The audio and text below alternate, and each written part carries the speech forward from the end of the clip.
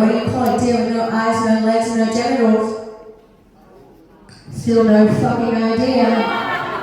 Now, a lot of you know me as a comedian, but not many of you know that I'm also starting to be a celebrant.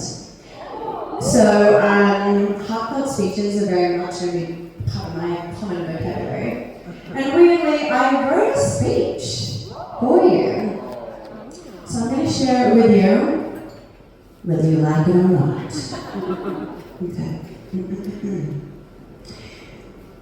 I have the absolute pleasure of standing here today as someone lucky enough to have played a tiny, slightly chaotic role in Jarrod and Kristy's love story. So let me take you back to where it all really began, at a very extravagant Halloween party that Kiel and I hosted. It was a big night, one of those ones that somehow rolls into the early hours of the morning, and by 3 a.m. in true why-not fashion, I invited Kristy and Jarrod over, admittedly my own slightly questionable agenda involving Joe, who happens to be my girl crush, whatever. We'll catch up later.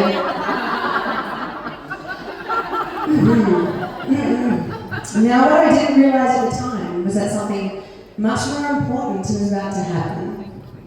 There were only about 6 of us there, and that's when Kristy and Jarrod really met properly. Sure, they had a few near misses before, even had connections back in Darwin, which honestly makes it wild that they've never actually had a proper conversation. But when they finally did, it just clicked.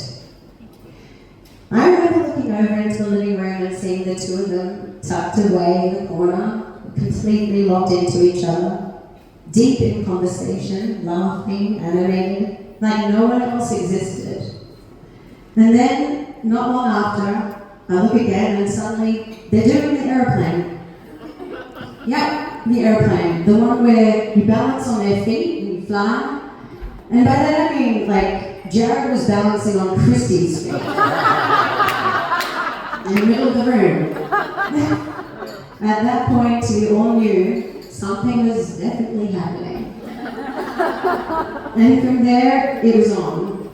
A day or so later, I remember saying to Kristy, you know, Jarrod, it's kind of a big deal. Referring to his reality TV fame, of course.